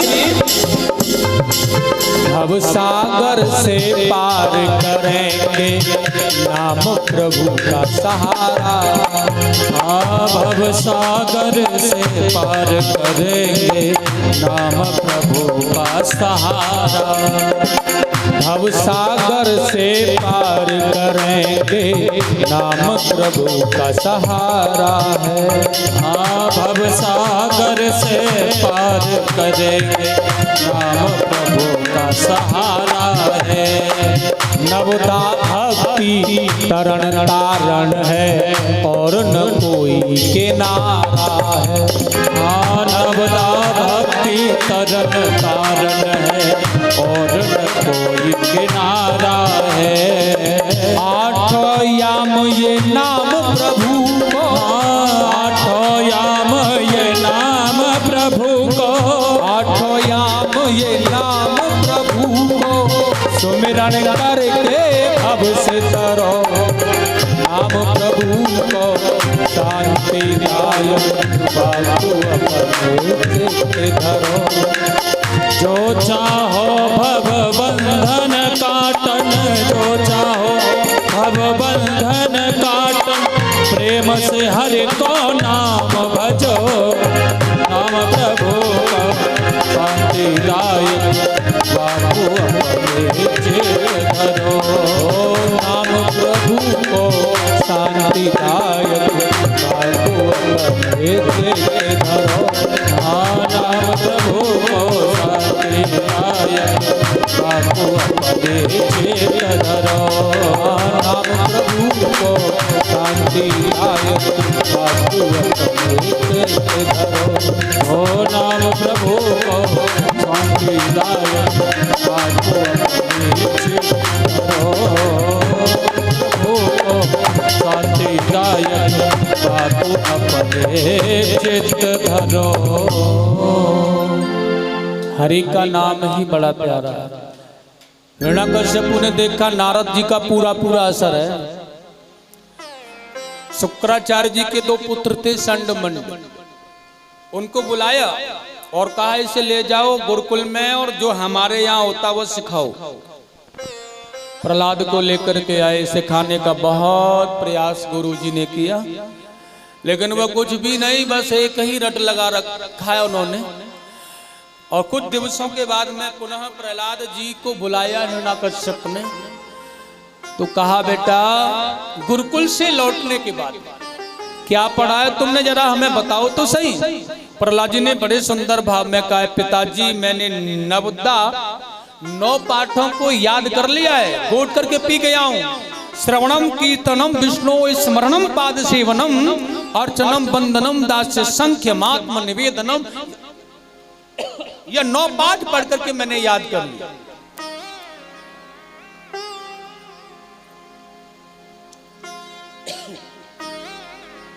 हिरण्यकश्यप ने देखा है अभी भी मेरे शत्रु का ही गीत गा रहा है। सेवकों से कल सुनो, पावक बैरी रोग ऋण से सहु राखिए ना, ये थोड़े से बढ़हु बहु कोटे यतन से जा। ये मेरा शत्रु है, इसे ले जाओ, क्योंकि मेरे शत्रु का पक्ष ले रहा है, और ये मेरा शत्रु है, इसलिए शत्रु को बहुत समय तक मत रखो, नहीं तो वह तुम्हें मार डालेगा। इसलिए ये अहित करेगा मेरा, इसलिए इसे ले जाकर के मार डालो। सेवकों को आदेश किया, हिरण्यकश्यप के आदेश पर उसके पुत्र को पकड़ करके ले गए, मारने का प्रयास करना। और किस भांति मारना है पता है? बांध करके जल में डुबो दिया, निकाल के देखा तो नारायण नारायण नारायण, पर्वत से नीचे गिरा दिया। माता पृथ्वी ने जैसे कि गोद में ले लिया हो, हाथियों के नीचे डाला, लेकिन कुछ भी नहीं हो रहा है। पास निसो बांध के अगाध नीर बोर राखे, तीर तलवारों से ये मार मार हारे। गिरते गिराए दयो डर पौना नेक यह, तब मत बारे भारे हाथी नीचे डारे। फिर भी कुछ नहीं हुआ। फिर सिर ओर ले अग्नि माहे जा रे यह, होलिका को बुला करके अग्नि में जलाने का प्रयास किया। फिर सिर ओर ले अग्नि माहे जा रे यह, और पीछे भीड़ ये लगाए नागकारे। प्रेम ते के भाव में मगन कछु जान नहीं, ऐसे प्रहलाद पूरे प्रेम मत वाले। सहन कर रहे हैं बड़े आराम से, खुशी खुशी से, लेकिन स्मरण कर रहे हैं अपने नारायण का, अपने प्रभु का। और जब वो उनके प्रभु का स्मरण मात्र है तो सारे दुख नष्ट हो जाते हैं।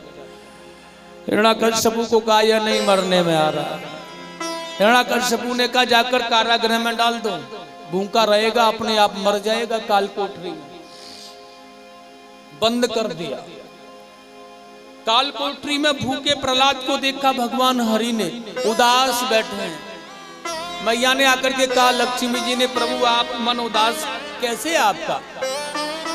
भगवान ने कहा मेरा भक्त भूखा है। लक्ष्मी आप मेरे मन को प्रसन्न करना चाहती हो तो एक काम करो, क्या? मेरे भक्त को भोजन करा के आओ। लक्ष्मी जी ने कहा तुम्हारे तो भक्त ऐसे ही हैं, मैं किस किस को भोजन कराती फिरूंगी? भगवान ने कहा अगर मुझे प्रसन्न करना है तो मेरे भक्तों को भोजन कराना पड़ेगा। और लक्ष्मी जी गई माता कयादू का वेश धारण करके 36 प्रकार का व्यंजन प्रहलाद को जाकर के खिला रही हैं और स्वयं खा रही हैं। यहाँ पर देखा है इन सेवकों ने ऐसा ऐसा व्यंजन या कारागृह में खा रहा है तो मरेगा क्या? हिरण्याकश्यप को जाकर के बताया वह नहीं मर सकता। हिरण्याकश्यप ने कहा तुम मार नहीं सकते, भूखा मर नहीं सकता, अब तो एक ही निर्णय है कि मुझे मारना है। और सुनो, निकाल के लाओ उसे, मैं देखूंगा, मैं अपने हाथों से उसे मारूंगा। और देखिएगा आज उसका दरबार लगा है हिरण्याकश्यपु का, और बड़ा एक गर्म खम्भ किया है, अग्नि से प्रज्वलित हो रहा है, दाह कर रहा है अग्नि के द्वारा। वह प्रहलाद को पकड़ के लाया जा रहा है। हिरण्याकश्यप ने आदेश कर दिया बांधो इसे, इस खम्भ से बांधो इसे, मैं देखूंगा कि इसका भगवान मेरे सामने से बचाने कैसे आएगा। प्रहलाद ने खम्भे की तरफ दृष्टि डाल करके देखा, हल्की सी झलक जब खम्भे पर डाली ना, उस पर एक चींटी चढ़ के जा रही।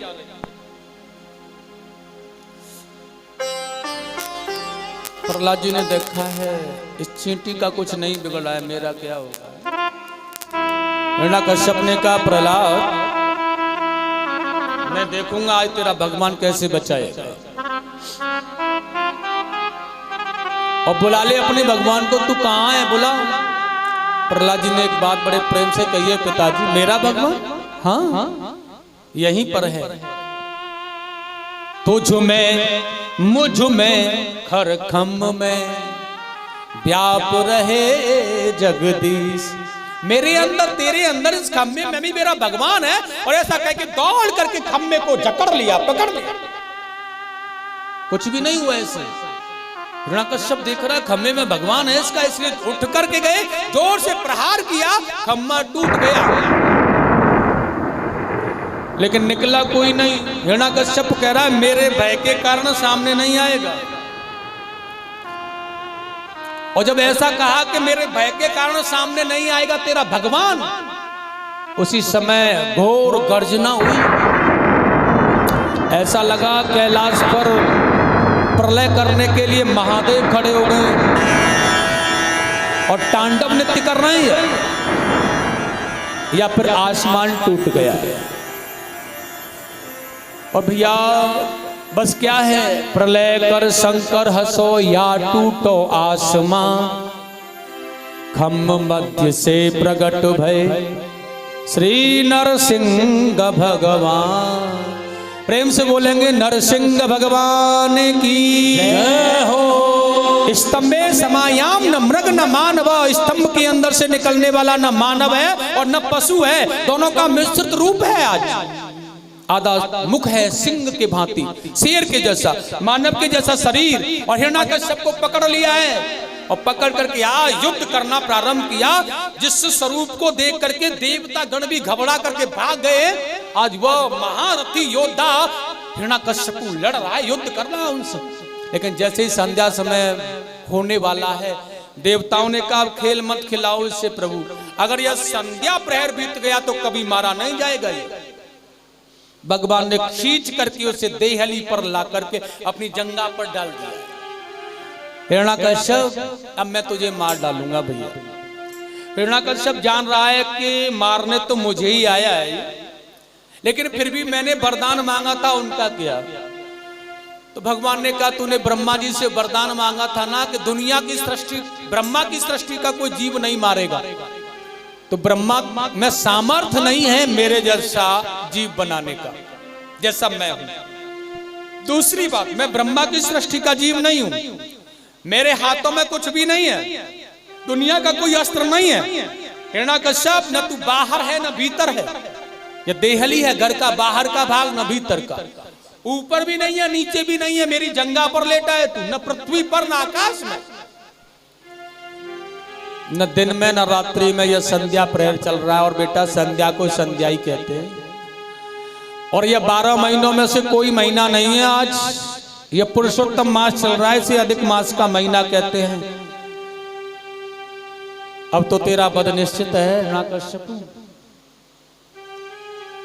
हिरण्याकश्यप ने कहा दुनिया का कोई अस्त्र माने कि तुम्हारा सुदर्शन भी नहीं मारेगा मुझे। मैं जानता हूं कि आप यह भेष बदल करके आए हो तो विष्णु ही, लेकिन तुम्हारा सुदर्शन प्रहार नहीं कर सकता। भगवान ने कहा मेरे हाथों में सुदर्शन आज नहीं है, और अपने नखों को बढ़ाया, हिरण्याकश्यप की छाती में गाड़ दिया है और गाड़ करके खींच करके उसकी आंतों को निकाल लिया। गोविंदाय नमो। नरसिंह भगवान ने हिरण्याकश्यप का वध किया। प्रहलाद देख रहा है, देवतागण घबरा रहे हैं अब इनके क्रोध को, क्योंकि बहुत क्रोध है हिरण्याकश्यप को मारते समय भगवान, उसे शांत कोई नहीं कर पा रहा है। प्रहलाद जी की मां कयाधु ने दिव्य मंगल आरती का थाल अपने पुत्र के हाथों में दिया। अपने प्रभु जो तेरे लिए पल पल चल के आए, जाकर के उनके क्रोध को तो शांत कर। और नन्हा सा बालक प्रहलाद जाकर के भगवान को मना रहा है, जय जय नरसिंह भगवान, भक्त की लाज बचाने वाले, करुणा बरसाने वाले, भक्त की लाज बचाने वाले। हे भगवान दीन वत्सल करुणा निदान, आपने पल पल मेरी सुरक्षा की, मैं समझ नहीं पाया। मैं आपके चरणों में वंदन कर रहा हूं। क्रोध को शांत किया, निर्मल से प्रहलाद को देखा, निश्चल भक्ति, कोई छल नहीं, कोई कपट नहीं, बिल्कुल प्रेम ही प्रेम। और प्रसन्न होकर के प्रहलाद को उठाया, गोद में लेकर के सिंहासन पर बैठ गए। राज्याभिषेक कर दिया इनका, और हाथ सर पर रख दिए, ऐसे फिरा रहे हैं जैसे कि माँ कभी पुत्र को गोद में डाल करके हाथ फेरती है। भगवान ने कहा भैया आप तू कुछ मांग ले, कोई वरदान मुझसे मांगना है। तो प्रहलाद जी ने कहा एक बात बताओ, मेरे मांगने की कोई इच्छा नहीं है। भगवान ने कहा जो भी मांगना है मांग लो। प्रहलाद जी ने कहा तुम्हारे पास में बच क्या गया जो मेरा नहीं है, सो मैं मांगू? कुछ है देने के लिए जो मुझे दोगे आप? आपने कहा वरदान मांग लो, है तुम्हारे पास देने के लिए? भगवान ने कहा दिया क्या तुझे? प्रहलाद जी ने कहा कभी तुमने भगवान शंकर को गोद में डाला है? अगर डाला भी हो तो सर पर हाथ फेरा है? नहीं। चंद्रमा, सूर्य, इंद्र आदि देवताओं को ऐसे दोनों हाथ किसी के सर पर रखे? नहीं। आज आपकी गोद में बैठा हूं, आपके दोनों हाथ मेरे सर पर रखें, मतलब जो तुम्हारा वह मेरा, जो मेरा वह तुम्हारा। और जब तो तुम्हारा मेरा हो ही गया है तो फिर मांगने वाली बात प्रभु जी कहां रह गई? अब तो आपका सर्वस्व मेरा है ना। ऐसी पावन भक्ति, ऐसा निर्मल भाव। प्रहलाद जी को 12 भागवतों में भगवान ने उनका नाम आता है, उन्हें प्रेरणा मिली, अद्भुत दिव्य अभिषेक किया, राज्य अभिषेक किया, भक्ति का वरदान दिया, दिव्य सुदर्शन चतुर्भुज रूप भगवान विष्णु ने उन्हें दिखाया, दर्शन किया। और प्रहलाद को राज्य अभिषेक करके नरसिंह भगवान चले गए बैकुंठ के लिए। प्रेम से बोलेंगे गोविंद भगवान की जय हो, वृंदावन बिहारी लाल की जय हो, जय जय श्री राधे। और देखिए बड़ी अच्छी बात है, माताएं बड़े ध्यान से कथाएं सुनती हैं, बड़ी अच्छी कथा में रुचि होती है और सुनना भी इसी प्रकार चाहिए कथा को, भक्ति से, ज्ञान से, वैराग्य से। लेकिन देखिए मैंने एक दृश्य देखा यहाँ का, और यहाँ का क्या हर जगह का ही देखता हूँ जहाँ मंदिरों में कथा होती है मैया, जब भी कहीं पर भी देखिए भागवत जी की आरती हो रही हो, मानना है तो जैसे परीक्षित जी यजमान होते हैं मुख्य, वो आरती कर रहे होते हैं ना, तो उनसे अब जितनी भी मैया जहाँ भी जाती है ना, वो अपनी आरतियां जो थाली दीपक में रखती है ना, वो पीछे रखना चाहिए, आगे आने का प्रयास कहीं करना नहीं चाहिए, अपराध का कारण बनता है। ऐसे ही मंदिरों में जो पुजारी आरती कर रहा होता है ना मेन,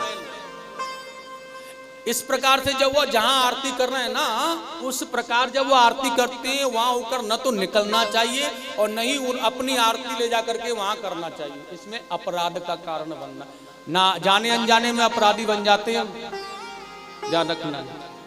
वैसे आरती जो की जाती है ना, जैसे प्रतिष्ठा रूपी देवता की आरती हो रही है ना, बिल्कुल ठीक सामने से भी नहीं की जाती, थोड़ा सा साइड से, हल्का सा हट करके, सामने तो होते लेकिन हल्का सा साइड से होते, और हाथ आगे होता है केवल हमारा, ऐसे आरती करते हैं। तो कभी भी किसी पुजारी की मतलब प्रथम दिव्य आरती जो हो रही है मंदिर की मेन, उसके सामने कभी मत जाओ, पहली बात। उसके आगे होकर कभी मत निकलो, और अपना जो आरती करना भी है आपको तो पीछे खड़े होकर के करो, परीक्षित जी के पीछे या पुजारी जी के मेन आरती से पीछे। दूसरी बात, मैंने यहाँ का दृश्य देखा था तब बता रहा हूँ, नहीं तो कहने की आवश्यकता भी नहीं होती, मैं कहता भी नहीं, लगा तो मैंने बताया, क्योंकि निरपराध खामाखाम पाप के हम भागी बनते हैं, और मैया अक्सर बनती है, भक्ति प्रबल इनके अंदर ज्यादा होती है, लेकिन फिर भी कहीं न कहीं पाप के भागी बन जाती है भक्ति होने के बाद भी। दूसरी बात, जो वस्त्र धारण किए हुए जो मूर्तियां होती हैं ना, उन पर जल नहीं चढ़ाया जाता और ना ही उनके तिलक भोग लगाया जाता है।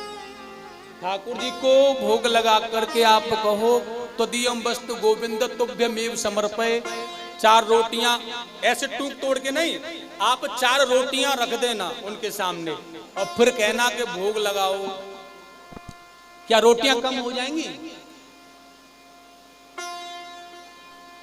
ऐसा हो सकता है कि 4 रोटियां का भोग लगाया हो, दही दूध उसमें सब कुछ रखा हो, कभी ऐसा देखा है कि वो कम हो गई हो, 4 की जगह 2 ही रह गई हो? कभी ऐसा देखा है? तो इसका मतलब भगवान भोग नहीं लेते हैं। भगवान ने तो भोग स्वीकार कर लिया, लेकिन ध्यान रखना है आपका वो प्रसाद, अपना वो प्रसाद तुम्हें छोड़ दिया है वहीं की वहीं, इसलिए कभी भी मुंह से नहीं चिपकाना चाहिए। वस्त्र पहने हुए देवी देवताओं पर कभी जल नहीं चढ़ाना चाहिए। और तीसरी बात मैं आपको यह बता दूं, शिव जी पर तेल नहीं चढ़ाया जाता है, शनि देव पर ही चढ़ाया जाता है, शिव जी पर कभी तेल नहीं चढ़ाना चाहिए, शनि ही देव पर तेल चढ़ाना चाहिए। अच्छा एक बात और है, मन में भोग लगाने की, चंदन लगाने की और गंध लगाने की, सुगंध लगाने की, फूल चढ़ाने की, पंचामृत स्नान करने की आस्था है तो करो खूब, लेकिन उसके बाद में उसे सफा करना, उनको दिव्य करना भी तुम्हारा ही काम है। मुंह में हल्दी नून मिर्च सब घूस करके चले जाओ और फिर तुम वो बैठे रह जाएं और तुम अपने घर चले जाओ, ये कोई बात थोड़ी है भाई। ब्राह्मण को भोजन कराते हैं घर पर तो जल भी देते हैं ना, फिर हाथ भी धुलवाते हैं ना, उसके बाद दक्षिणा भी देते हैं ना। अब भोजन करा करके कहते हो जाओ साहब अपने घर, न हाथ धुलवाओ न दक्षिणा दो, तो क्या भोजन माना जाएगा? नहीं। इसलिए ठीक है पंचामृत स्नान कराओ, गुड़ लगाओ, हल्दी लगाओ, रोटी लगाओ, सब कुछ डालो, नमक मिर्च जो भी लाओ, लेकिन फिर उसे साफ करो और साफ करने के बाद फिर अर्पित पुष्प करो और सुगंध लगाओ और फिर जाओ। ऐसा नहीं कर सकते हो, ऐसा करने का सामर्थ्य नहीं है तो फिर उनकी नाक कान आंख में वो भरने की भी आपको जरूरत नहीं है, वो भरना भी नहीं चाहिए। वैसे जो भी प्रसाद थाली में है उसे ऐसे रख दो, तो दियम वस्तु गोविंद तुभ्यमेव समर्पये, ये आपका दिया हुआ है, आपके लिए लाए, आप इसे ग्रहण कर लो। तो वही थाली में रखे हुए वो आपकी जो हल्दी है, जो भी है, गुड़ है, चीनी है, बूरा है, मिष्टान है, सब अर्पण कर लेते हैं। नाक में मुंह में लगाने की जरूरत नहीं है। बाजी बाजी मैया तो मैंने देखा है, बुढ़ी मैया है तो क्या कर लगाना, तो मुंह में नाक में घुस गई।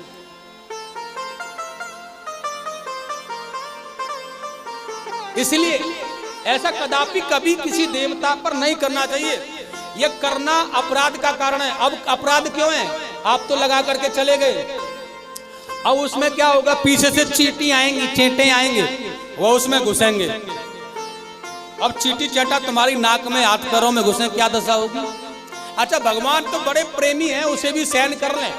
अब कोई दूसरा व्यक्ति आएगा, वो एकदम से आकर के जल चढ़ाएगा बाल्टी भर करके, सारे चेंटी चेंटा मर जाएंगे। तुम्हारे भोग को खाने आए थे, इसलिए उनके मरने का पाप तुम्हें लगेगा। उनके अंदर जीव है, निरपराध पाप के भागी आप बनोगे, ध्यान रखना।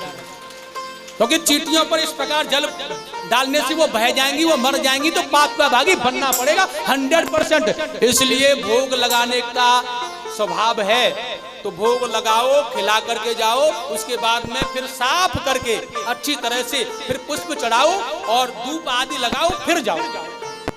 नहीं तो फिर तो केवल उस प्रकार पूजा करनी चाहिए हमें प्रतिष्ठित मूर्तियों की।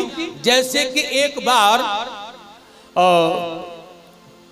एक गुरुजी से एक शिष्य ने कहा, गुरुदेव भगवान का मैंने भोग लगाया, लेकिन थाली में तो रोटियां यूं की यूं रखी, फिर भगवान ने भोग पा लिया क्या?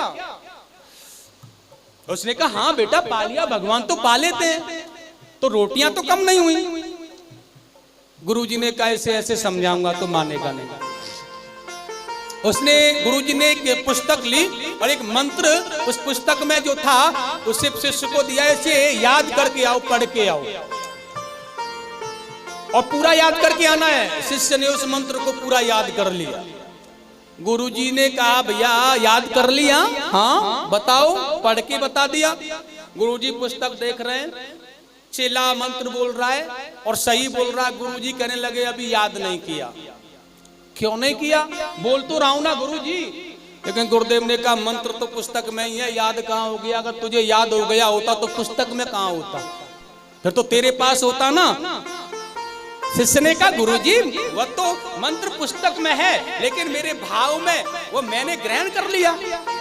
गुरुजी कहने लगे, उसी प्रकार भोजन तो थाली में है, लेकिन ठाकुर जी ने उसे सूक्ष्म रूप से आहार बना करके अपने अंदर, अपने हृदय में धारण कर लिया है। इसलिए वो सूक्ष्म रूप से आपका प्रसाद ग्रहण करते हैं, आपकी थाली की 4 रोटियों को नहीं। उसका जो सूक्ष्म भोजन का प्रकार है वो अवश्य ही भगवान ग्रहण करते हैं, बाकी तुम्हारे लिए छोड़ देते हैं। इसलिए जो कि हमारे यह मानव शरीर है ना, यह यहीं रह जाता है। आपने कहा शरीर तो यहीं रह गया, फिर यातना किसे मिली? उन्होंने कहा, इसी शरीर के सूक्ष्म रूप को यातना मिलती है। इसी प्रकार से सूक्ष्म रूप से भगवान उसे ग्रहण करते हैं। आप ये गलतियां न किया करें, मेरा आपसे निवेदन है, हाथ जोड़ करके मैया बस भोग लगा करके दूर से ही करो जय जय, क्योंकि जय जय को बस भगवान के को साष्टांग और हाथ जोड़ के करने में ही आनंद है। दका दक वो सिस्टम खराब हो जाता है। इसलिए इन बातों का ध्यान रख करके चलना। और मेरी मैया तो भक्ति रूपा होती है, मानेंगी इस बात को अवश्य ही, मैं जानता हूँ, क्योंकि अपराध का कारण नहीं बनना चाहती हैं, इसलिए मानेंगी। क्योंकि मंदिर में कथाओं में ज्यादातर माताएं आती हैं, तो यह समझें भी पाप न हो आपसे, इसलिए मैंने यह बताया। आज के बाद में ऐसा कदापि नहीं करना। प्रेम से बोलो एक बार राधे। और अब सब खड़े होकर के, क्योंकि आज की कथा को यहीं विराम किया जाएगा। देखिए कल की बड़ी सुंदर कथा होगी, बड़ी बड़ी सुंदर कथाओं के माध्यम से कल की जो अंतिम कथा होगी ना, देखिएगा वामन अवतार की कथा, रामचंद्र भगवान के जन्म की कथा। और कल चतुर्थ दिवस है, इसलिए भगवान कृष्ण के अवतार का वर्णन, माने नंद उत्सव होगा। भगवान कृष्ण का अवतरण दिवस है, कल चौथा दिवस है, इसलिए यहाँ बड़े धूमधाम से भगवान कृष्ण का जन्मोत्सव मनाएंगे। आप वही तैयारी से आना, कल भगवान श्री कृष्ण का जन्मोत्सव होगा। बोलो राधा कृष्ण भगवान की। 500 रुपये श्री नीरज सिंह जी भगवानी कथा में दान करते हैं, बहुत बहुत धन्यवाद। और आरती के समय थोड़ा एकदम आगे आ जाते हो, हल्का थोड़ा थोड़ा पीछे रहा करो, गैप रखा करो, और फूलों को ऐसे फेंक दे एक दूसरे के ऊपर। पंडित जी ने कल भी बताया था कि फूलों को धीरे से चढ़ाना है, पर वहीं से फेंकेंगे सीधा, इसलिए थोड़ा अपने हाथ में रखो, थोड़ी देर बाद में चढ़ा दो, कोई दिक्कत नहीं है। राधे राधे। और माताएं, कल तो आपके फूलों से आरती भी बुझ गई थी। आराम से फूलों को चढ़ाया करें भगवान के ऊपर, ऐसे फेंका नहीं जाता है। ओम चंद्रमा मनसो जात दिशोः सूर्यो अजायत श्रोत्राद्वायुश्च प्राणश्च मुखादग्निर्जायत कदलीव गर्भतं भूतं कर्पूरं प्रदीपितम् आरार्तिक्यम् अहं कुर्मे पश्य मे वरदो भव। श्री बांके बिहारी तेरी आरती गाऊं, बांके बिहारी तेरी आरती गाऊं, बांके बिहारी तेरी आरती गाऊं, आरती गाऊं प्यारे तुम तोरे गाऊं, आरती गाऊं प्यारे तुम तोरे जाऊं। श्री बांके बिहारी तेरी आरती गाऊं, श्री बांके बिहारी तेरी आरती गाऊं। मोर मुकुट तेरे शीश पे सो है, मोर मुकुट तेरे शीश पे सोए, प्यारी मुरलिया मेरो मन मोहे, प्यारी मुरलिया मेरो मन मोहे। देख छवि बलिहारी जाऊं, श्री बांके बिहारी तेरी आरती गाऊं। चरणों से निकली है गंगा प्यारी, चरणों से निकली है गंगा प्यारी, जिसने सारी दुनिया तारी, जिसने सारी दुनिया तारी। उन चरणों को मैं शीश झुकाऊं, बांके बिहारी तेरी आरती गाऊं। दास अनाथ के नाथ आप हो, दास अनाथ के नाथ आप हो, सुख दुख जीवन प्यारे साथ आप हो, सुख दुख जीवन प्यारे साथ आप हो। तेरी चरणों में मैं भले भले जाऊं, श्री बांके बिहारी तेरी आरती गाऊं। श्री हरिदास के प्यारे तुम हो, श्री हरिदास के प्यारे तुम हो, मेरे मोहन जीवन धन हो, मेरे मोहन जीवन धन हो। आस सदा वृंदावन पाऊं, श्री बांके बिहारी तेरी आरती गाऊं। कर्पूर गौरम करुणावतारम संसार